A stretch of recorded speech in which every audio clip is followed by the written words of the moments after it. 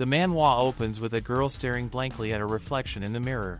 She wonders who this girl really is. Deep down, she already knows what awaits her: the count, the concubine, and that dismissed chef. The so-called feeding time is about to begin, but she couldn't care less. With a sigh that turns into defiance, she throws the door open and steps out. The scene shifts to the actual female protagonist, just getting off work. She's coming straight from the office, exhausted, because once again she left the train late today. She thinks she might finally get home before midnight, for once. But as she approaches her apartment building, that tiny spark of hope fades. Her mind drifts to her boyfriend, and she guesses he's probably brought another girl over again. Of course he has. The guy is honestly terrible. She remembers how, out of nowhere, he quit his job, moved into her apartment, begged her to pay for his smartphone bills, his allowance, and basically spent his days mooching around doing nothing. She's thought about breaking up with him so many times, but she never could. Even with all that, some part of her believes maybe, just maybe, he still needs her. After all, she's not exactly innocent herself. She once ran away from home to escape a forced marriage to a man 20 years older than her.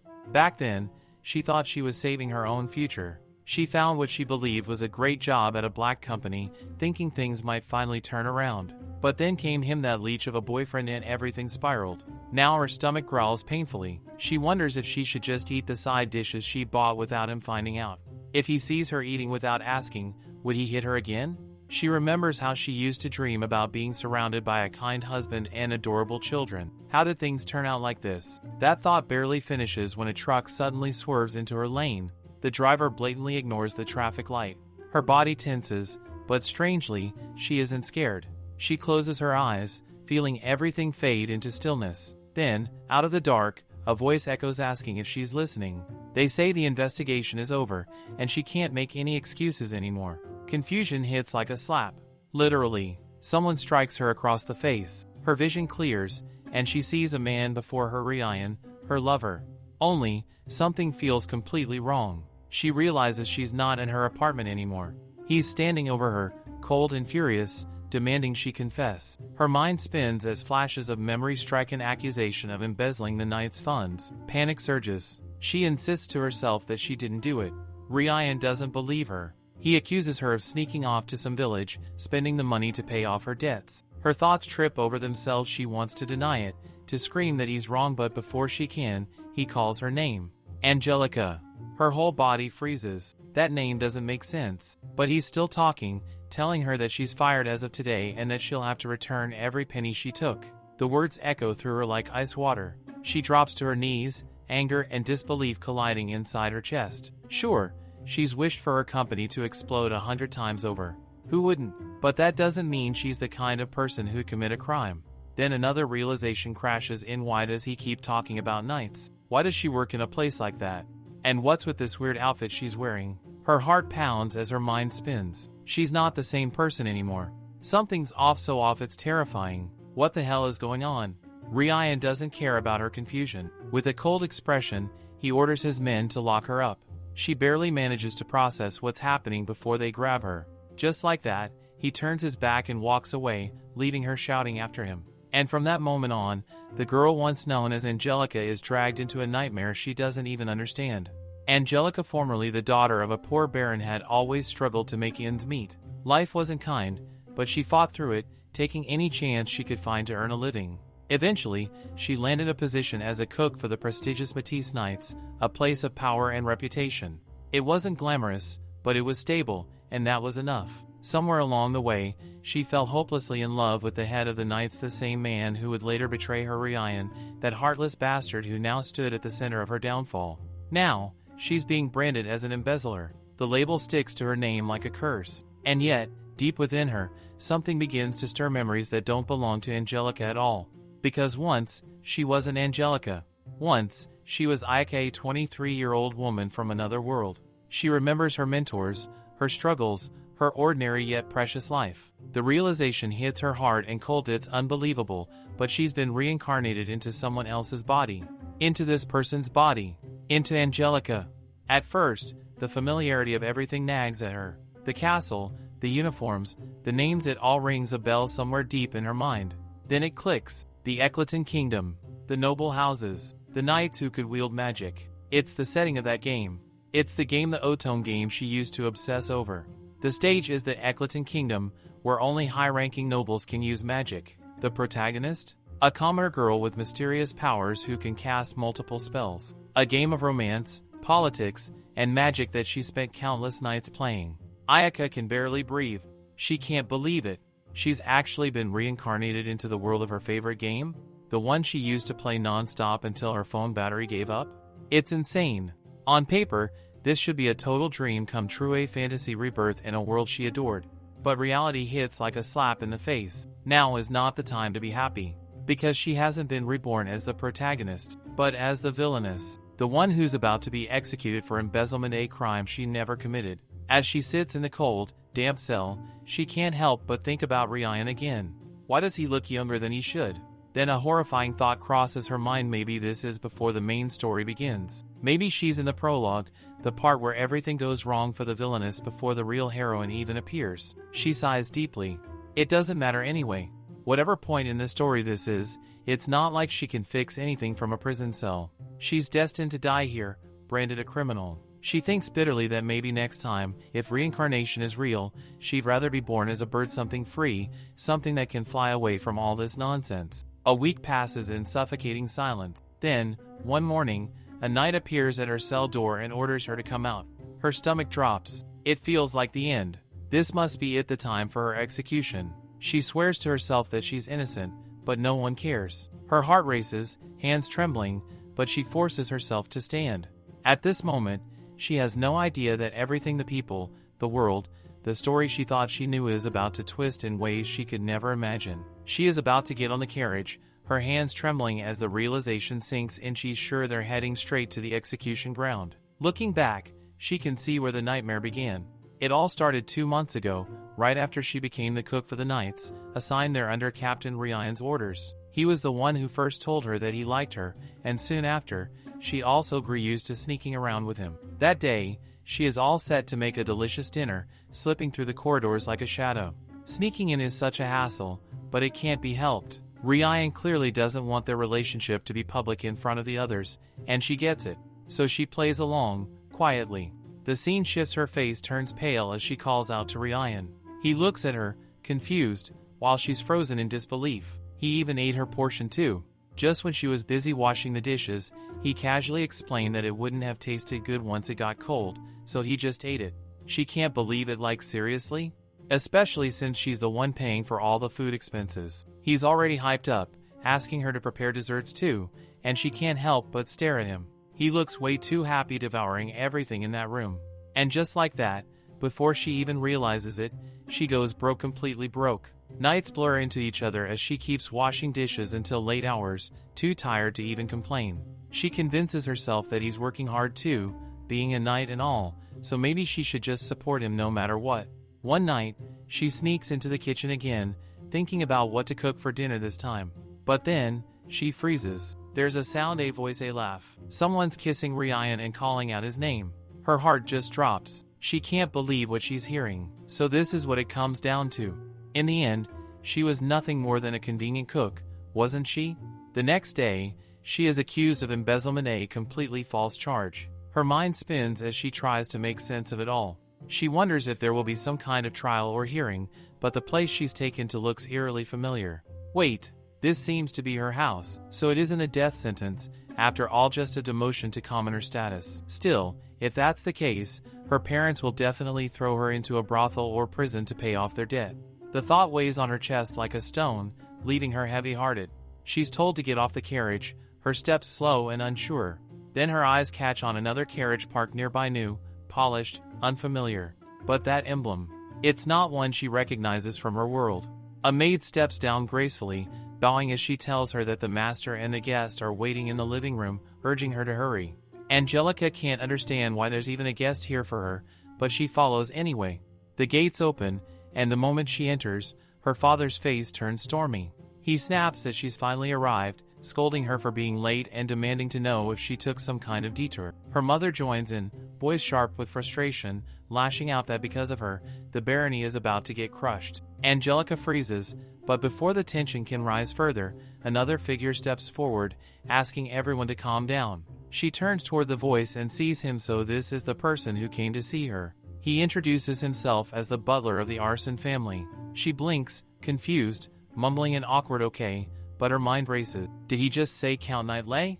As in that Count Nightley family? The Nightley Count family is known for guarding the southern borders of Eckleton with their powerful magic. But one day, a rebellion broke out in their territory. The rebels set fire to the entire mansion without mercy, leading many servants to burn inside. The heir, Neige, barely escaped with his life, consumed by hatred ever since. His only goal now is to destroy the Eckleton kingdom itself. Neige Nightley, she remembers now.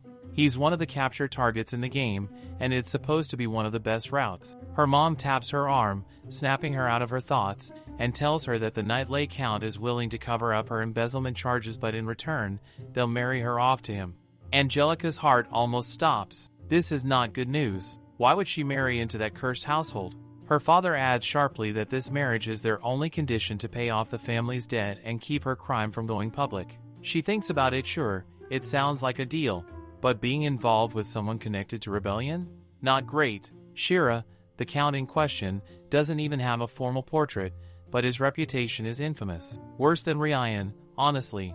A total womanizer with too many mistresses to count. His first wife even took her own life because of him. On top of that, he's an extremely picky eater, the kind who throws fits if the food isn't perfect and makes cooks redo entire meals. Many of them have already been fired because of his impossible standards. And he's not just temperamental, he's also extremely overweight due to his reckless lifestyle. People even call him the gluttonous count. Hearing all this, her mother glares at her and tells her to apologize immediately. Angelica feels the weight of it all pressing down on her, and she drops to her knees, her voice trembling as she says she's truly sorry. The butler tilts his head, finding this a rather unique way to apologize, then kneels as well, saying he understands that she doesn't wish to marry Shira. Angelica, startled, quickly denies it, blurting out that this isn't the case at all. The butler brightens instantly, his whole demeanor shifting into cheer. If that's really true, he seems delighted. Angelica has no clue what's even happening anymore. Her mind's a mess, and everything's piling up way too fast. But in the middle of all that chaos, something inside her steadies. She takes a breath, her resolve hardening. With a firm nod, she declares that yes, she will gladly accept the proposal. He asks her if she's really accepting it, and when she nods, he seems genuinely relieved, as if he always had this quiet faith that she would. With a faint smile, he tells her that in that case, she should pack her things and leave with him immediately. Today, Shira will officially take custody of her. Angelica's heart twists. She can barely hold back tears as she thinks how lucky she is to at least still breathe free air. She quickly gathers herself and tells the butler she's sorry for keeping him waiting. Honestly, it doesn't take her long. She only owns 3 dresses, no personal belongings, nothing that could delay her. Within 5 minutes, she's ready to go. The butler gently suggests she should say goodbye to her parents before leaving. But when she turns to them, her heart sinks deeper. Her parents don't even try to pretend sadness. Her father snaps that there's no need for formalities and that she should just go already. They don't want to keep a criminal under their roof any longer. Angelica forces a small, trembling smile and thanks them for raising her all these years, even if the words taste like ash on her tongue. Her mother only scoffs, warning her not to come crying back if she ends up abandoned by Shira. Angelica bows slightly, murmuring a quiet "I understand." That's it. No hugs, no tearful farewells, just cold walls and colder hearts. She straightens up, wipes her eyes, and steps into the waiting carriage. The moment she sits, she's caught off guard. The seat is unbelievably soft, almost cloud-like, and for once, her body doesn't ache from sitting. She can't help but whisper to herself that she never knew carriages could feel this comfortable. As the horses begin to move, the rhythmic sound of their hooves fills the air. She glances out the window and sees the butler walking beside the carriage, checking his pocket watch. The whole scene gives off a strong European medieval vibe, and for a fleeting moment, she almost forgets her worries. If only their destination weren't the Nightley mansion, she could have maybe enjoyed this little trip. When they finally arrive, the mansion looms grand and pristine before her.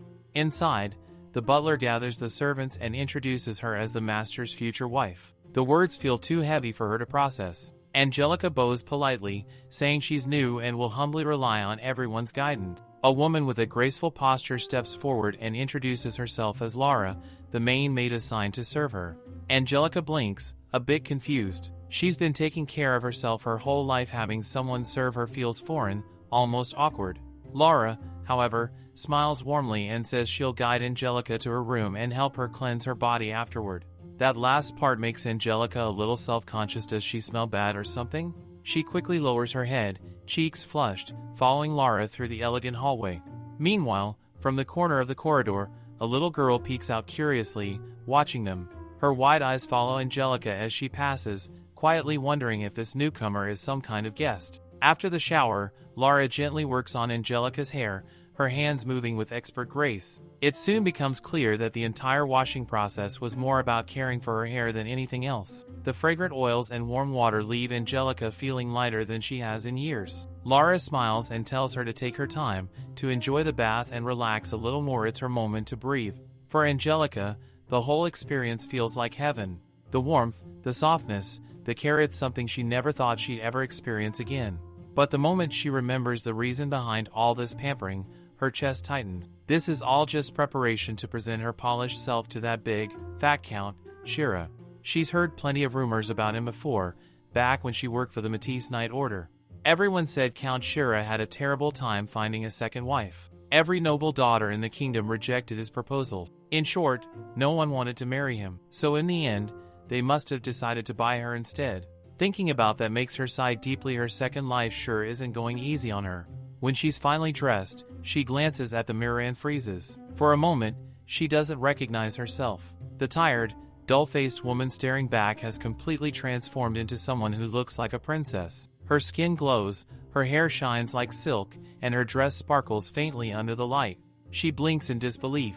Lara beams proudly beside her, saying she looks absolutely beautiful. A knock sounds at the door. Angelica's stomach flips. This must be it. Outside, the butler's voice carries faintly through the hall as he informs, "Count, Lady Angelica has arrived." Her heartbeat spikes when she steps into the room and makes eye contact with him. For a moment, her brain short-circuits. The man standing there isn't the big, fat Count she imagined. His fitted suit accentuates his tall, lean frame, and his features are sharp and refined. Wait, this is Count Shira? The Count smiles slightly, his tone cool yet intrigued. Well, she's quite a young and beautiful lady. Angelica feels her world spin. Oh, no. It's really over for me now. Still, she keeps her composure, bows deeply, and introduces herself as Angelica, daughter of Baron Lien. Count Shira studies her with quiet amusement and remarks that she seems like an honest girl. Then, almost casually, he adds that she should please take care of his nephew. That throws her off completely. Nephew? She looks around in confusion until her eyes land on a young man sitting nearby. He greets her with a charming face and says it's nice to meet her. His face is surprisingly handsome, almost familiar. Angelica frowns slightly, trying to recall if there was anyone like him mentioned in the game's storyline, but nothing comes to mind. Before she can ask anything, the butler gently clarifies that the young man before her is actually Count Shira himself. Angelica freezes, her thoughts go completely blank for a second. Wait, what? That's him? And just like that, her brain practically short-circuits. She realizes now, so this guy is the actual Count, not that fat one she saw earlier. The butler calmly explains that the man she mistook for the Count is actually Count Shira's uncle. Apparently, some people had gotten the two confused, mixing up the uncle and the nephew. The uncle himself adds that it's also possible someone spread the confusion out of sheer malice. Saying that, he decides to leave, his tone polite yet distant. Poor Angelica can't make sense of what's happening at all. Nothing about this situation adds up. She's never heard a single thing about such a handsome man being the master of the house, and honestly, she finds it hard to believe. Her heart feels like it's about to burst. Then, Shira calls out to her. His voice, even more charming than his face, makes her freeze for a second. He thanks her for accepting his request and expresses his deep gratitude. Angelica, overwhelmed and flustered, can only think that she's actually the one who should be grateful. Not only did he pay off her debt, but he even wants to marry her. Before she can even process that thought, he states that their discussion is done for now. She's left blinking in confusion, thinking, what? He then casually mentions that he'll submit the marriage registration later and tells her to reach out to Arsene or Lara if she ever needs anything. He'll try to provide whatever she requires, but he doesn't even look at her once while saying all that. His whole vibe screams indifference. It's clear that he's treating this like pure obligation. The butler turns to her then, his tone soft and sympathetic, explaining that the master would have married anyone who accepted the proposal. That line hits her like a slap. She stares at him, trying to understand what he means. The butler, with a heavy sigh, explains further there's an old custom in the Nightley Count family. The head of the household must always have a wife, no matter what. If the previous wife passes away, a new one must be taken immediately, regardless of the circumstances. Suddenly, everything makes sense why they chose someone like Angelica. The budding spark of affection she had felt just moments ago instantly withers away. The butler, clearly guilt-ridden, apologizes sincerely for deceiving her, but Angelica brushes it off, her tone calm but tired. He hasn't done anything wrong, she tells herself. In fact, he saved her from ruin. Frankly speaking, this whole thing is nothing but a political marriage anyway. Still, her living conditions are now guaranteed, at least that's one thing she can count on. That's definitely a big change from before. The servants here actually seem kind and gentle. She guesses she'll just have to accept it. Her steps take her toward the garden, where the fresh air helps her think. The place is stunningly beautiful, and the soft scent of flowers carried by the wind feels like therapy for her weary heart. For the first time in a while, her troubled mind starts to calm down. While she's wandering among the blossoms, she suddenly spots a small child looking up at her with curious eyes, asking who she is. Angelica blinks, startled and confused for a moment, wondering who this adorable little one might be. The kid is honestly too cute, so innocent, pure, and full of life. A maid rushes over, gently calling the child Neige. At that name, Angelica freezes. She's sure she's heard it before. This has to be one of the capture characters. Her chest tightens a little. Neige looks so sweet, way too cute for the cruel fate she knows is coming. In every route of the game, except for the individual endings, Neige always dies caught up in the rebellion that brings ruin to the kingdom. It's tragic. To think that this beautiful child, who looks almost angelic, would become her son one day. It's heartbreaking. But something feels off. Neige looks a bit too delicate, almost like a girl. Angelica wonders if it's just part of the culture here, maybe a preference for soft looks, but still, it's hard to ignore. Then, the maid casually mentions that this is Shira's daughter, Neige. Angelica nearly drops right there, her mind blank. Wait, daughter? She can't believe it. Neige is actually a girl? But in the game, Neige was a boy. Her knees hit the ground as the truth hits her. So this is the girl who was once disguised as a boy, who lost her family, and had nowhere to belong, choosing to live as a man just to survive. Angelica can't even imagine how hard that must have been. Still, something about that loneliness feels painfully familiar. Just like Neige, she too had been left alone, carrying her pain in silence. Remembering how Neige eventually died in the story, her chest tightens again. She won't let this child have such a miserable fate. Right then and there, she quietly decides that she'll protect her no matter what. Everyone might be expecting her to just sit around and wait for the heroine to show up, but absolutely not. She's done being weak, done being indecisive. The maid, smiling warmly, explains that Angelica is now officially Neige's mother. The words make the little girl light up instantly. She beams and throws her tiny arms around Angelica, hugging her with pure joy, babbling about how happy she is to finally have a mother. Angelica's eyes fill with tears as she hugs her back. How did she get such an adorable, precious daughter? Still, as she looks down at Neige, another thought crosses her mind. Maybe the child doesn't remember her real mother. And beyond that, there's something else, something heavier. Neige seems to be carrying a secret, a burden much bigger than anyone realizes. It's been a quiet afternoon for Angelica when the butler approaches her, holding a neatly sealed envelope in his gloved hands. He politely informs her that a letter has arrived, apparently from her elder sister. Angelica blinks in surprise, completely thrown off. Her sister? That doesn't make sense. Back home, Charlotte had never even bothered to acknowledge her existence, let alone send her a letter. Still, she takes the envelope, curiosity pricking at her chest, and breaks the seal. The moment she begins to read, her confusion only deepens. The letter claims that her fiancé is Ryan. That one line alone almost makes her drop the paper. Her thoughts go wild. Ryan? Of all people? The rest of the letter is filled with Charlotte's usual arrogance and vanity. She writes about how bored she already is of her new dress, whining that she needs another one, something fresher, grander, and of course, new accessories to match. Angelica can almost hear her sister's dramatic tone through the words. Then the letter drifts into something that makes Angelica's skin crawl. A memory from before. Charlotte once stormed into the drawing room, furious about some decorative vase she didn't like. She asked who had prepared it, and when the maid answered timidly, Charlotte had hurled it right against the wall, shattering it to pieces. Without a hint of remorse, she had turned and fired the poor maid on the spot. That was Charlotte, cruel, spoiled, and dangerously self-centered. Angelica remembers another instance, where Charlotte bragged that even if someone wasn't a noble, she'd bring him to their mansion if he happened to be handsome enough just because she could.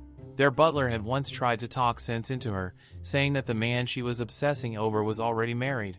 But Charlotte, being who she was, had even gone as far as asking their father to break up that marriage for her. She had always been like that, looking down on Angelica, treating her like she was nothing. Angelica can still recall the day Charlotte pushed her near the staircase. She had almost fallen then, barely managing to grab the banister in time. If she hadn't, she might have been seriously injured or worse. And yet, even after that, their parents said nothing. They had always turned a blind eye to Charlotte's cruelty, acting as if Angelica's pain didn't matter. For years, Angelica used to wonder why her parents were so cold to her, why their affection never reached her. Over time, she got used to it, numbed herself to the unfairness, the loneliness. But reading that letter now, all those old wounds start to ache again. She flinches suddenly, caught off guard by the rush of emotion. Laura, who happens to be nearby, notices her reaction and gently asks what's wrong this time. Angelica's lips part, her voice trembling slightly as she mutters that she just remembered something she had missed before. That voice she heard back then, the one that came from Ryan. It wasn't just familiar. It was Charlotte's. Angelica is so panicked she barely notices anything around her. In a flustered half-joke, she even asks Laura to prepare a bazooka for her because, low-key, there are definitely people she'd love to scorch at the Nightley mansion dining room the next day. The bed is unbelievably fluffy, though, and despite the chaos, she sleeps better than she expects. Morning comes and little Neige is up early to greet Angelica. Angelica returns the greeting, but she notices Neige isn't nearly as energetic as usual. Maybe it's just her imagination. She also notices Shira is missing. Laura explains that Shira is eating in his room. He's always like that and that he's swamped with work. Angelica forces a smile for the cute kid. She wants to say something genuine, to tell Neige it's okay, but sometimes even the smallest moments feel complicated. Still, they would all be happy if they could share a meal with him afterward. Neige says she wants to eat with her father too, and Angelica, trying to understand, wonders if Neige actually doesn't like him. Laura points out that Neige only eats a little. Angelica asks if the child is a picky eater. Neige takes a few tiny bites and then claims she is full. Angelica is totally shocked. How could Neige be full from so little when Angelica herself hasn't eaten at all? Then she notices Neige is crying. Without thinking, Neige runs off. Angelica jumps up to follow, but a maid stops her and tells her it's fine, that they'll look after the child, and asks Angelica to please return to the meal. Angelica sits back down at the table but can't eat. Worry gnaws at her.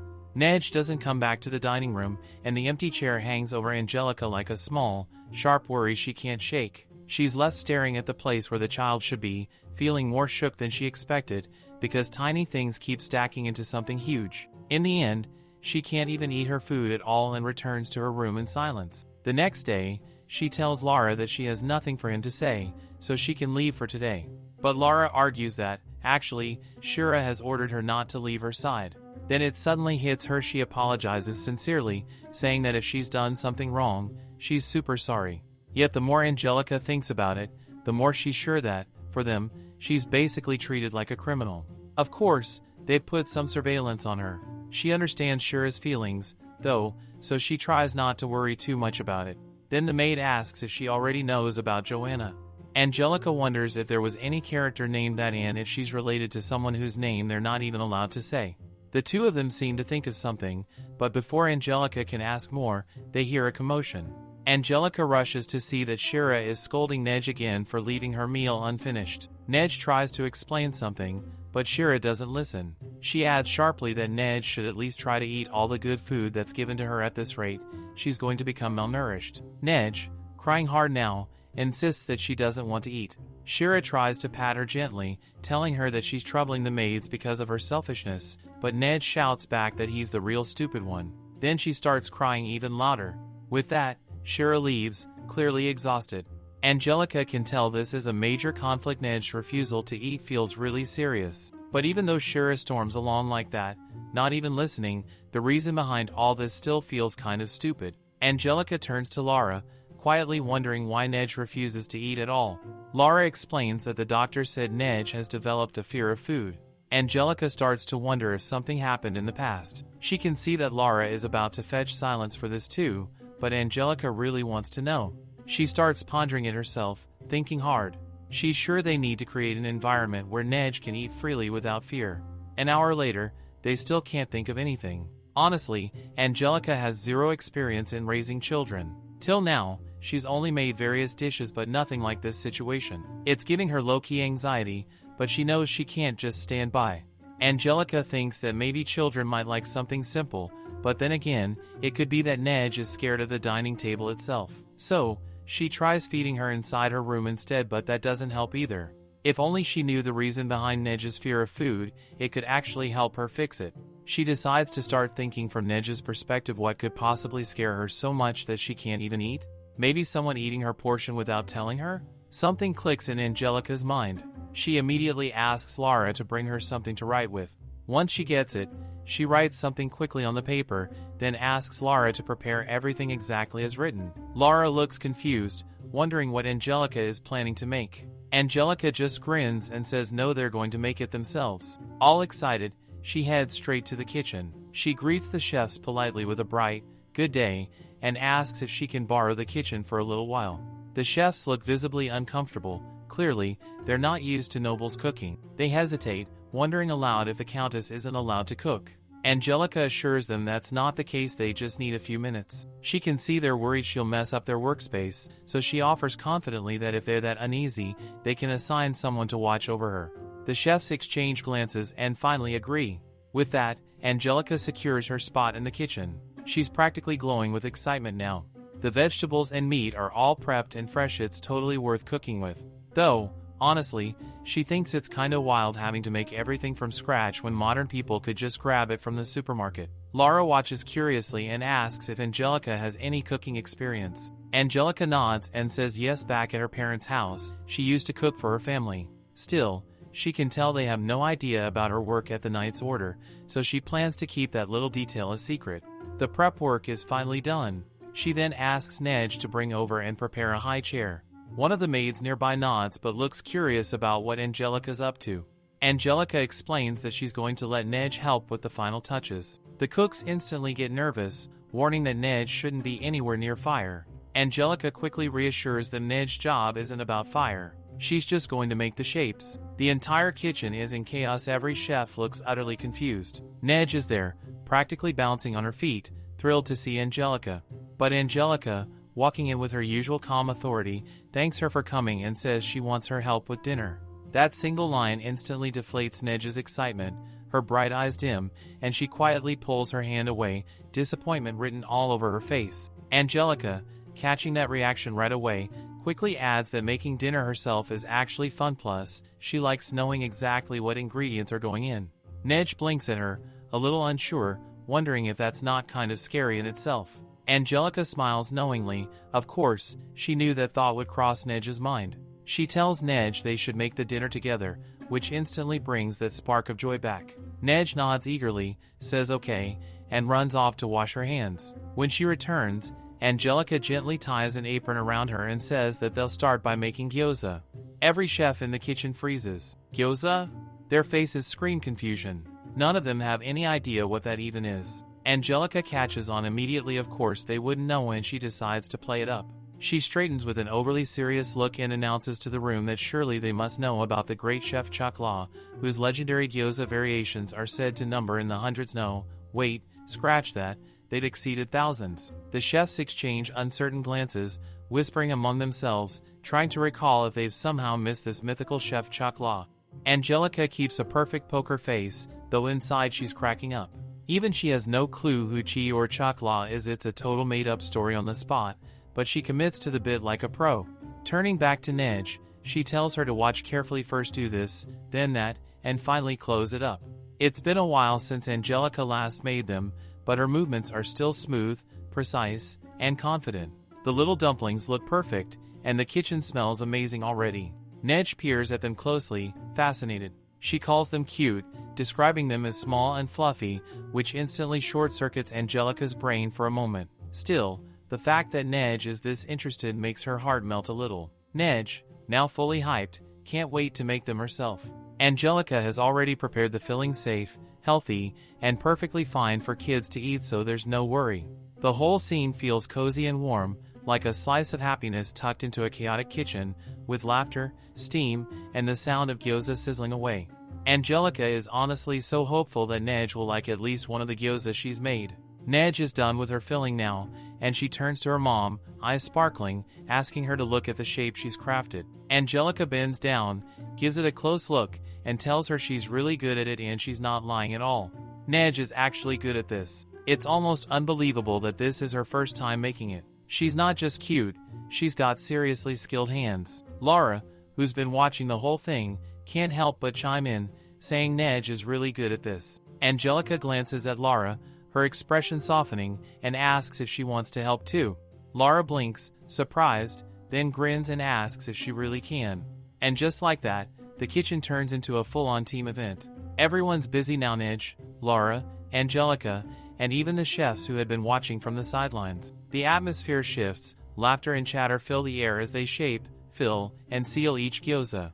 The chefs are amazed; they didn't expect something so simple to look this good. The neat little dumplings lined up on the trays look like art, and the dish itself feels oddly inspiring, like it's breathing new life into the kitchen. Finally, it's time to cook. The sizzling sound fills the air, and that mouth-watering aroma wraps around everyone. The smell is so good that it's impossible not to smile. When they're done, Angelica carefully plates the golden gyoza and gives the first one to Neige. But as soon as she does, she notices Neige hesitating. The little girl stares at the food like she's not sure if she should really eat it. Angelica's expression softens again. She gently reassures her that she doesn't have to force herself; they can always make it again. That does it. Neige's eyes flash with determination. She picks up her chopsticks, takes a deep breath, and finally takes a bite. Her expression brightens instantly, and she says that it's really delicious. The moment she says that, the whole kitchen lights up. Everyone is cheering that she's actually eating it. Angelica's heart feels full, like genuinely full.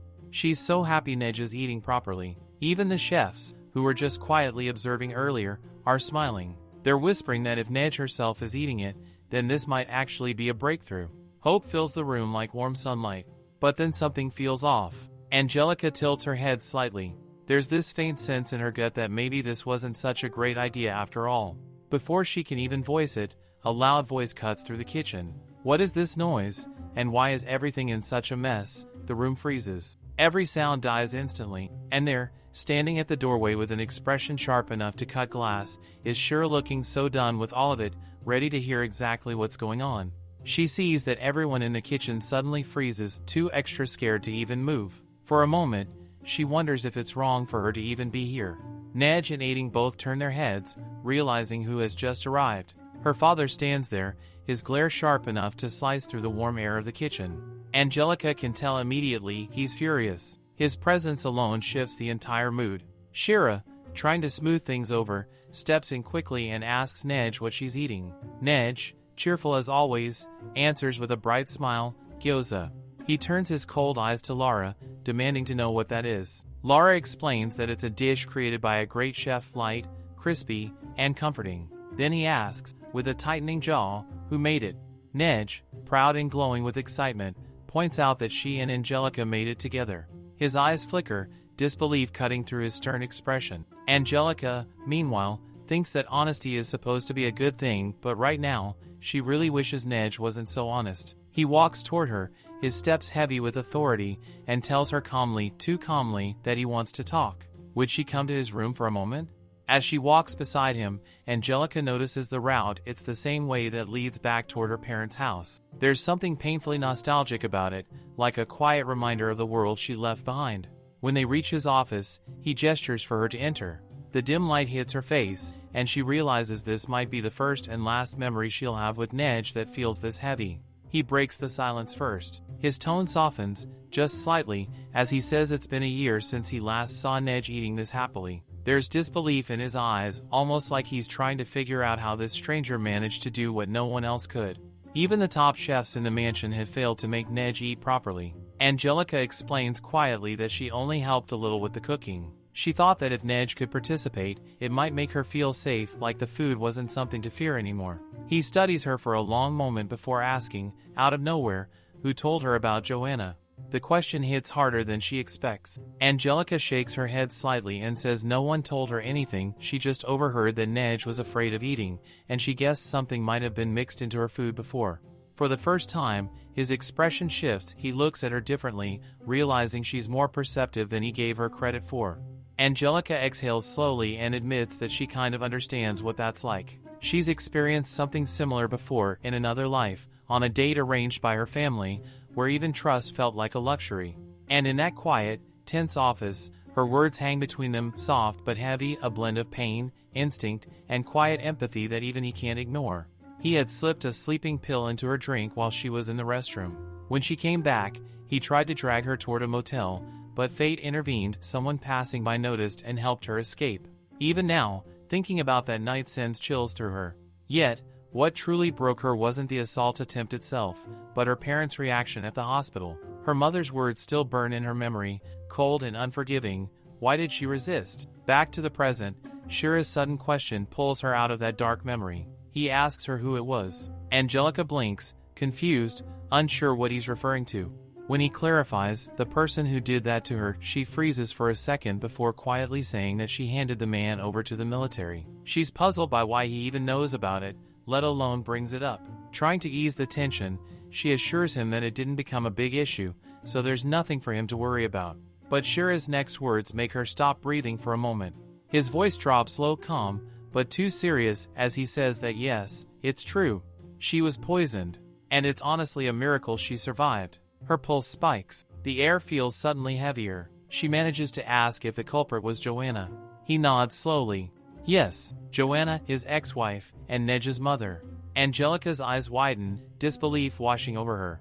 The idea that a mother could harm her own child feels unreal. But Shira shakes his head gently. No, Joanna hadn't meant to hurt Neige. Her real target had been him. He explains, voice laced with bitterness, that his ex-wife had been having an affair with a lower noble. Together, they plotted to kill him and seize the Nightley family for themselves. She prepared a poisoned snack with the help of a servant, planning to serve it to him later. But fate twisted cruelly. Neige was there at the time, a little girl who simply asked if she could taste it first. Without thinking, he handed it to her himself. Angelica feels her heart sink. She asks quietly what happened afterward. Shira sighs, his eyes dim with old grief. He tells her that Joanna actually loved her daughter deeply. When she realized Neige had eaten the poison instead of him, she broke completely. She took her own life soon after, leaving behind a suicide note soaked in guilt and despair. Because of the poison's effects, Neige lost all memories of her mother. That's why she doesn't remember her at all. Angelica finally understands. This is why the head chef didn't want her in the kitchen earlier, because the kitchen was where the tragedy began. After that day, Neige stopped eating entirely. Her body unconsciously rejected food, as if it still feared the poison that nearly killed her. Shira had tried everything, hired countless chefs, ordered countless dishes, but none of it worked. Angelica is stunned by that realization. He really went that far, changing chefs over and over again, just for his daughter's sake. Then something else clicks in her mind. The rumors. The gossip she's heard that Shira is a picky eater, that he's a womanizer, arrogant, cold. But now, sitting across from him, hearing the truth in his voice, she starts to see it differently. Shira smirks faintly, a little tired, a little defiant. He says people are just jealous that he became a marquis at such a young age. Let them talk, he doesn't care anymore. His mentality is steel, forged by pain and persistence. Then his expression softens, almost playfully, but his words carry a weight that catches her off guard. He admits that, now, he kind of understands how jealous he feels. Because right now, he's jealous of her. Angelica blinks, completely thrown off. Jealous? Of her? What for? She hasn't even done anything great yet. He tells her that she's completely wrong. Neige actually likes her more than him. Angelica is utterly shocked at that statement, her mind blank for a moment. In her understanding, Neige has always seemed scared of him. She rarely even sees the two of them talk. Angelica assumes it's all due to a lack of communication between father and daughter. After all, does he ever play with her? Or praise her, even once? No, he only ever scolds her. His reaction to her words seems obvious, but it's also clear that Neige herself doesn't really know how to interact with Shira either. The distance between them is painfully mutual. Angelica remembers when someone once asked the little girl if she disliked Shira. She shook her head back then, quietly, without hesitation. Angelica exhales softly, deciding that it's probably time to leave now. Lara and the others are waiting for her. She stands and turns to go, but Shira suddenly calls out for her to wait. She stops mid-step, turning back with a hint of unease. Does he have something else to ask? For a moment, she worries, did she somehow make him angry? But no! His expression is calm as he explains that while he always seems busy, he can't exactly order his servants to help him make his daughter like him. Then he adds something that leaves her speechless. Angelica is his wife, at least in name, so he wants her to help him build a better relationship with Neige. She just stares at him, internally screaming, what the hell is this? Acting so distant during their first meeting, and now he suddenly wants her to help him bond with his daughter? The nerve. She feels her frustration boiling up. He should just go talk to his daughter himself instead of dragging her into this. Still, she bites back her words. She wants to resolve this quickly, to make things move forward. Besides, if she doesn't help strengthen this broken family bond soon, everything might spiral out of control and she can't afford that. If they keep drifting apart, the future she knows from the game might actually come true. The tragedy could happen again. In the game story, Neige's biological mother had already taken her life. After that, a rebellion erupted toward the end of the year. Shira, leading the suppression army, would be killed in battle, and the mansion along with all its servants would be burned to ashes by the rebels. Neige would survive, but only to return and lose everything, including Angelica herself. She clenches her fists, determination glinting in her eyes. She has to stop the war before it happens. She won't let the same fate repeat. Lara, standing beside her, notices the change in her expression and gently asks if she's planning to do something. Angelica forces a small smile and brushes it off, saying she's just thankful for the tea Lara brought. But deep down, her mind is spinning with plans. The knowledge she remembers from the game might be the only thing that can help her now. It has been 2 weeks since she arrived here, and in that short time, she's already realized just how fragile everything is. The rebellion could ignite at any moment. She doesn't know exactly how, but she's certain of one thing: she'll do whatever it takes to prevent it. Lara says that Angelica needs to learn more about this country and the Count's territory. She feels genuinely delighted, finding it rare for a noble woman to read books by herself. Most noble ladies never bother with such things. Many believe that reading or working isn't their job at all. The literacy rate among nobles is actually pretty low, the total opposite of what one might expect from the real world. Angelica, on the other hand, has already mastered this country's writing system from a young age. It might be because she once played this world's game and learned through that. She reads now with quiet focus, her eyes skimming across the page to see what it says about this place she's found herself in. The Kingdom of Eclaton, the book explains, was founded 500 years ago as a land of magic. Those who greatly contributed to its foundation were blessed by the spirits themselves, gaining powers beyond human understanding, powers to create fire and wind, the very beginning of what became known as magic. These blessed individuals eventually became the high-ranking nobles of the realm, which is why, even now, only those of noble blood can wield magic. This knowledge never appeared in the game she played before, so it feels both strange and educational to her. She realizes that Neige can also use magic. Lara mentions it casually, asking if Angelica had known about it before. Internally, Angelica wants to cry out, because once again she's forced to make something up on the spot. Pretending to recall, she says that Neige had mentioned it the other day. Lara quickly apologizes for forgetting, but Angelica feels the guilt twist inside her. If anything, it should be her apologizing instead. She decides to ask how much magic Neige can actually use. Lara explains that Neige can make flowers bloom and revive dead plants, and she can use basic spells now and then. Thanks to her, the garden doesn't need any maintenance at all. In fact, Lara reveals that there are 3 spirits fond of Neige who take care of the garden in her place. The mystery of the perfectly kept garden without servants finally makes sense. After the servants who conspired with Joanna were dismissed, Shira stopped hiring new staff altogether. Instead, she only kept a cook. But ever since that incident, she's made the cook double as a guard too.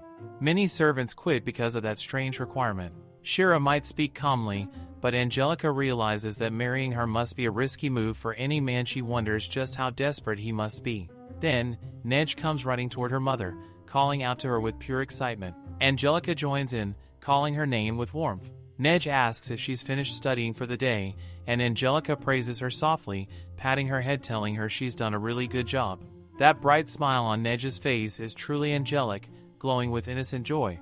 After that day, Angelica keeps having Neige help her with food preparation. She feels safe eating something she made herself, and over time, she starts to gain a little weight. Her complexion improves, her skin turning healthy and vibrant again. Everyone around her quietly hopes she'll stop resisting food altogether. Neige nudges her gently, wanting her to listen. She says she wants to go out with her mother. Seeing Angelica's surprised reaction, Neige tilts her head, wondering if she isn't allowed. But Angelica assures her that it's not like that they can go. What Angelica doesn't realize, though, is that outside, waiting for her, is someone from her past. Someone whose sudden reunion will change everything. Inside the carriage, Neige seems absolutely thrilled to be going out with her mother. Her excitement fills the small space like sunlight, and Angelica can't help but smile too. For once, she feels genuinely happy after all. She's always either trapped inside the mansion or lingering around the garden. Even back in the game, the Count's territory had a strong reputation. It was nicknamed the Fortress City, which made her expect something rough, cold, and military-like. But as the scenery rolls past the carriage window, she realizes how wrong she was. This place is actually peaceful, lively, and surprisingly beautiful. Lara announces that they'll soon enter the urban district. Both Angelica and Neige immediately lean toward the window, curiosity shining in their eyes. Outside, the streets are full of laughter and chatter. The market is alive with the buzz of people, colorful stalls, and the soft perfume of freshly bloomed flowers covering almost every corner. Neige gasps in delight when she spots a cat trotting by, her eyes sparkling like she's discovered treasure. Angelica can't help but enjoy herself too. This is Neige's first time visiting the city, and seeing her little one's excitement makes every moment feel special. Wanting to make the most of it, Angelica asks Lara if there's any other place they could stop by besides the restaurant. Lara pauses thoughtfully before suggesting they visit a nearby toy shop. She explains that it's quite popular in the city and that Neige would definitely love it. Angelica agrees instantly, and Lara tells the driver to take the next left turn. As they ride on, Angelica curiously asks Lara how she knows so much about this area. Lara smiles softly, saying that she was actually born and raised in this city. No wonder she knows every corner like the back of her hand. When they finally arrive at the toy store, Angelica notices that it's absolutely packed. It's the only shop in the whole region that specializes in children's items, which explains its popularity. Knights accompanying them move to help Neige down from the carriage, but Angelica quickly waves them off, saying she can handle it herself. She scoops Neige up with ease, a hint of pride flickering in her eyes. No one should underestimate the strength of a former cook. The shopkeeper notices their arrival and comes over with a warm smile. She recognizes Lara immediately and greets her cheerfully. Lara greets her back, introducing Angelica as the Count's wife. The shopkeeper's eyes widen, and she quickly calls out for someone upstairs, her husband, apparently to come down and greet their noble guest. The couple bows respectfully to Angelica, who tries her best to stay composed even though she's dying of awkwardness inside. Around them, murmurs ripple through the crowd as people whisper to each other, wondering if this elegant woman is truly the Count's wife. For Angelica, the attention feels overwhelming. She's never been great at handling these situations. Every polite bow and every whisper just makes her want to disappear. Still, she focuses on Neige, who is already pointing excitedly at a shelf filled with toys she seems to like. But as Angelica looks closer, confusion hits her. Almost every toy Neige points to looks oddly familiar. If she's not mistaken, Neige already owns most of them back at the mansion. They all seem to be from this exact shop too. Now she's caught in a mini crisis. What on earth is she supposed to buy when her daughter already has everything here? The truth is, Angelica doesn't really know much about toys at all. In her past life, she never had any dolls, no games, no fun little things to play with. Standing there in the middle of the colorful shop, surrounded by laughter and warmth, she realizes just how unfamiliar yet comforting this feeling is. For once, she's living a moment that feels both ordinary and precious, and she's not sure if she wants it to end. Lara brings out one of the toys from the nearby shelf for suggestion, holding it up with an eager smile. It's a large, neatly packed crayon set, bright, colorful, and obviously high-end. She explains enthusiastically that this particular set was released just last month and is currently super popular. According to her, even professional artists use this one for coloring, and the ingredients are completely safe for children. Lara's tone carries the perfect mix of excitement and persuasion, her words flowing so naturally that Angelica can't help but think she'd make an incredible salesperson. Still, Angelica doesn't want to make the decision herself. She crouches slightly, setting Neige down and telling her to pick whatever she wants. The little girl immediately darts toward the painting area, her eyes lighting up with pure joy.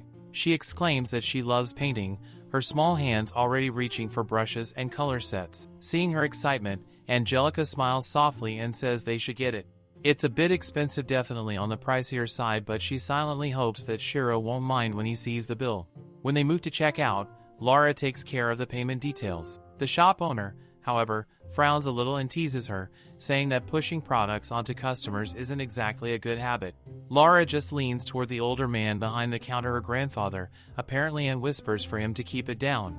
Angelica catches the interaction and can't help but smile faintly to herself. So this is a family business, she realizes. It explains the warm atmosphere and Lara's confidence about everything in the store. With the purchase done, they finally step out of the shop. Angelica feels a lightness in her chest. Neige is clutching her new crayon set happily, and seeing that spark in her eyes makes the whole trip worthwhile. As they make their way toward the carriage, Angelica is lost in that peaceful moment until a voice suddenly calls out behind her. Is that her? The sound of it freezes her in place. She turns slowly, her heart pounding, and there she is. Charlotte. Charlotte stands there with the same poised, polished grace she's always had, her expression unreadable but her tone carrying that familiar mix of surprise and mockery. Long time no see, she says lightly, as if their past isn't buried under a mountain of tension. Angelica's mind spins in disbelief. Why is Charlotte here, of all places? Laura notices her pale face and glances between them, quietly asking if she knows this woman.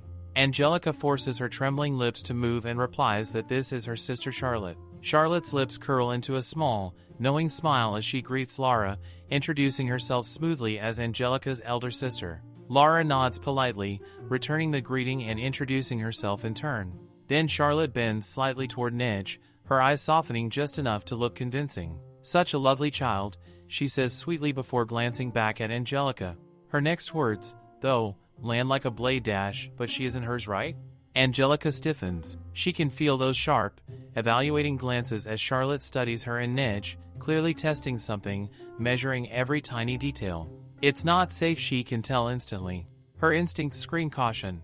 Without wasting another second, she turns to one of the knights accompanying them and gently hands Neige over. She pats Neige's head softly, telling her to wait inside the carriage. The little girl nods, still smiling, completely unaware of the tension simmering in the air. Okay, she says cheerfully before being led away by the knight. Angelica watches her daughter disappear into the safety of the carriage before turning back toward her sister. Angelica explains to Charlotte that, regarding the earlier question, the child Neige is not hers, she is the child of Shira and her husband. Charlotte looks at Neige and thinks that, in that case, the girl must resemble her mother a lot. But Angelica knows in her heart that, actually, Neige resembles her father more. Angelica then asks Charlotte why she is here.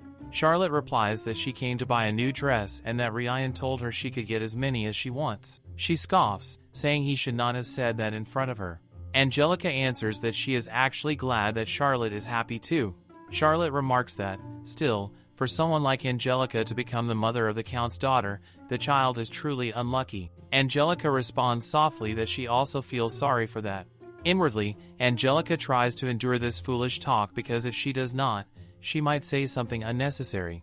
As Charlotte departs, she adds one last comment telling Angelica to make sure not to get abandoned by the Count's family as well. Laura, who has been standing nearby, begins trembling with anger. She shouts at Charlotte, demanding to know what is wrong with her for saying such cruel things about Angelica. But Angelica tells her to calm down. She is used to receiving insults, and she just wants to let it slide. After all, it is at least better than being hit. She then heads back to the carriage. Inside, Neige greets her cheerfully, saying she was waiting for her. This little girl is certainly something so bright and adorable. Laura, who is sitting beside them, turns to Angelica and says that before returning to the mansion, there is a place she wants to stop by. Angelica answers softly that she does not mind and agrees. Angelica notices that they are advancing toward the forest, and confusion flickers across her face. She wonders where exactly Laura is planning to take her. The moment they step out, however, her confusion softens into quiet awe. The trees open up into a wide meadow. Laura mentions that around this time of year, the field is usually overflowing with violet blooms, but this year, it seems like they didn't blossom. Angelica thinks it's a real shame. She notices the faint melancholy in Lara's voice and realizes she's trying to comfort her despite the disappointment. Angelica smiles softly and tells Lara that they'll come back again someday and enjoy the sight together. Lara straightens up, ready to move on, but Angelica still thanks her sincerely, appreciating the effort regardless of the outcome. Neige, watching all this quietly, suddenly steps closer. There's a flicker of determination in her eyes, and she asks if Angelica really wants to see the flowers. Angelica admits she does, but adds gently that for today, they should probably head back home. Neige shakes her head no. She refuses to give up so easily. She wants to show the flowers to her right now. In that instant, Neige channels her powers. The air shifts, soft light swirls through the meadow as magic pulses from her small hands. Before their eyes, the entire field bursts into color, violet flowers blooming one after another until the once barren meadow transforms into a sea of purple. The petals shimmer under the sunlight, and Angelica and Lara are completely speechless. They can't believe that Neige made all of this happen on her own. Angelica's chest tightens with emotion as she thanks Neige. She whispers that it's truly beautiful, but as she turns to look at her, her heart drops. There's no response from Neige. Panic sparks instantly. Neige is unconscious, her small body trembling with fever. Angelica's voice cracks as she calls out to Lara, telling her that they need to head back to the mansion right now. Without wasting a second, they rush through the forest path, desperation pushing every step. The doctor arrives swiftly after they return and checks Neige's condition. His expression softens as he explains that it's a case of magic depletion. He tells them that when a large amount of magic power is consumed all at once, it drains the body severely, leading to exhaustion and fever. He asks gently if Neige used her powers before her condition worsened. Angelica nods immediately, explaining that she used her magic to make the flowers bloom across the meadow. The doctor confirms that it's likely the cause but assures them not to worry. After a few days of proper rest, she'll be back to normal. Angelica thanks the doctor with relief as he gathers his things and takes his leave. But once he's gone, Lara's guilt spills over. She apologizes again and again, blaming herself for taking them to that place. If only she hadn't, Neige wouldn't have pushed herself this far. Angelica shakes her head no, it wasn't Lara's fault. It was hers. She should have stopped Neige, should have realized how much strain the spell would take. Her mind flashes back to the story of Juliana, the protagonist in the game, how she once overused her magic and collapsed from the same condition. Now, seeing her daughter lying weak in bed, Angelica feels the same crushing weight of failure. She can't grasp her daughter's magic, can't protect her from herself. And in that quiet moment, the thought hits her hard she failed as a mother. Neige finally opens her eyes. Angelica's heart floods with relief the moment she sees those sleepy, glassy eyes flutter open. She leans in instantly, asking softly if Neige feels any pain anywhere. Neige blinks slowly and says she's just feeling a little dizzy. Angelica smiles warmly and reassures her that it's okay if she just rests a bit longer, she'll be all good again. Then, Neige looks up and asks if the flowers she made were pretty.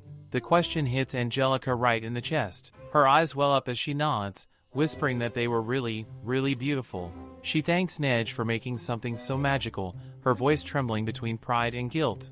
Neige beams faintly, clearly happy to hear that, before drifting back into calm silence. Angelica keeps blaming herself for what happened, but right now, taking care of Neige comes first. Slowly, the redness on Neige's cheeks begins to fade. At this rate, she won't even need to take the fever medicine. Lara, who seems surprisingly knowledgeable about these things, checks on her carefully and explains that when she used to look after neighborhood children in the past, she learned a few tricks to help with recovery.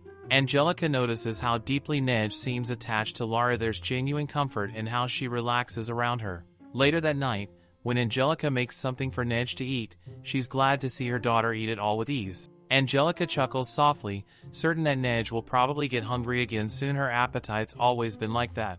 But when she glances at the clock, it's already past midnight. She's exhausted, yet she forces herself to stay awake, watching over Neige just in case. That's when the door opens quietly, and Shira steps inside. Angelica blinks, surprised to see him. The butler had told her earlier that Shira would be busy all day and staying in his office, so his sudden appearance catches her off guard.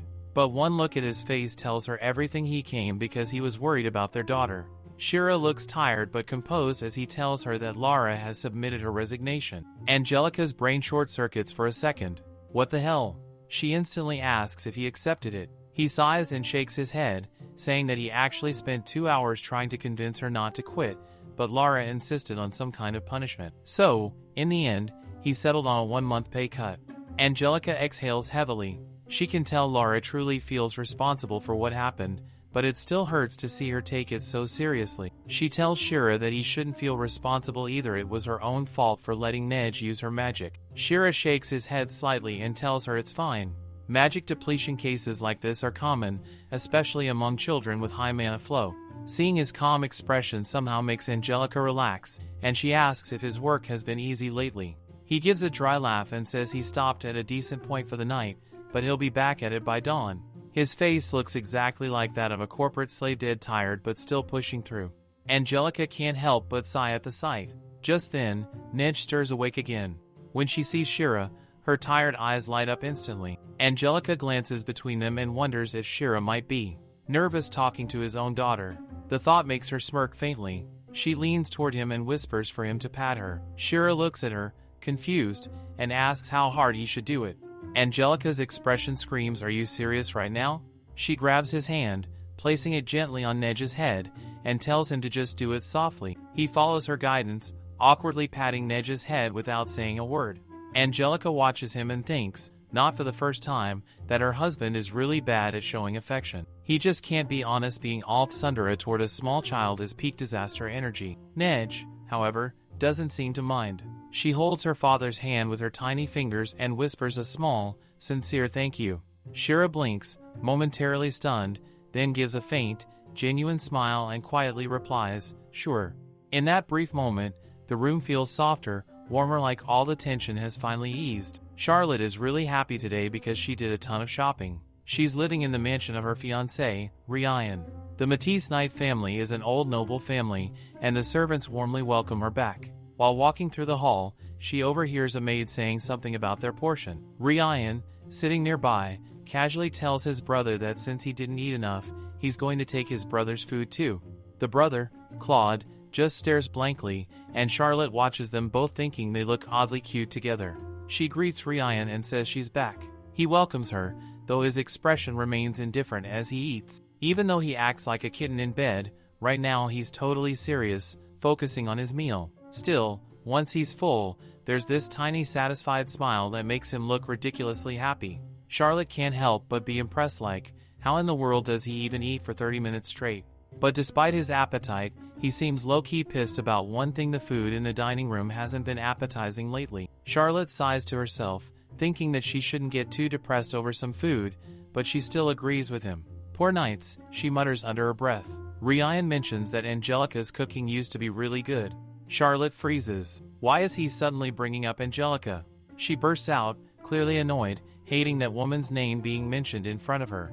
Ryan reminds her that Angelica is technically her sister, but Charlotte snaps that someone who touched important money isn't her sister at all. Ryan just weighs it off like, sure, and says they should just drop the conversation. He laughs awkwardly and agrees that Angelica was plain and ugly anyway. Still, Charlotte secretly plans to keep something hidden. She actually ran into Angelica recently, and honestly, that woman has become beautiful. The thought makes her uneasy. If Ryan finds out, he might totally fall head over heels for her again. She shakes the thought away as Ryan stands, saying they should exercise a bit after eating. He asks if she's ready. Charlotte climbs into his lap, smiling, insisting that of course she is. She thinks he should love her a lot and that Angelica should just stay in her lane. Meanwhile, in another part of the estate, Neige is absolutely glowing with joy as she tells Angelica that she's recovered. Angelica feels relieved. Children really are a blessing when they're healthy. But lately, she's been dealing with a certain concern. She's been informed that soon, there will be an inspection of the Knights managed by the Clunt family. It's not a huge problem in itself, but for some reason, she's also expected to go along. Angelica speaks with Shira, wondering aloud if the family head usually attends such inspection. Shira nods, saying yes, but this time, it's a big deal. It's an inspection during the annual large-scale exercise, and it'll also mark her official debut. Angelica sighs, admitting it sounds like a huge and prestigious event, but she's terrible at appearing in front of people. And inspecting the Knights on top of that? Yeah, not exactly her thing. Shira looks at her and points out that she doesn't look like she wants to go. Angelica insists that's not true, but Shira asks her to be honest. Does she have some kind of issue with the Knights? At that, her face goes pale. Even though she knows it's a completely different place from where Ryan is, the word night still makes her chest tighten. She takes a deep breath, trying not to throw a tantrum or refuse outright. She tells herself she can handle it for a little while. It's not a big deal. Shira suggests they could just say she's not feeling well and can't attend, but Angelica shakes her head, saying they can't do that. It's an important event for him, after all. Shira says that's exactly why forcing her to go and risk causing resentment among the knights would be troublesome. After all, she's pretty easy to read. Angelica can't believe he's saying this, but she realizes he's actually being considerate. Still, she feels like she should be the one helping him more. She insists she's not a child and won't do anything rude. Shira just smiles, saying they can go next year instead. Angelica pouts inwardly. He's totally treating her like a kid. She regrets being honest. The inspection is the day after tomorrow, and she wonders if she'll be able to convince him by then. Later, Neige runs up to her, asking what's wrong. Angelica forces a smile and says it's nothing. Neige, super excited, shows her a drawing she made using the crayons they bought the other day. The picture shows Neige, Angelica, and even Shira. She also drew Lara and the butler. Angelica's face lights up when she sees the drawing. It's so cute that she actually considers hanging it up in her room. But then her smile fades, her eyes widening. She notices something strange. There's another person in the picture, someone standing at the top. A faint, eerie figure. She asks Neige who that person is. Neige cheerfully says it's her brother. Angelica blinks. Brother? Neige instantly panics, waving her hands, saying no, it's not that, it's just someone she doesn't really know. Angelica feels a chill down her spine. Does Neige actually have a brother? She turns to Lara and asks, but Lara shakes her head. The atmosphere suddenly grows cold, and Angelica feels uneasy. Then, just as the silence stretches, someone steps inside the room. A deep voice cuts through the air, calling out her name. So, this is where you are, Angelica.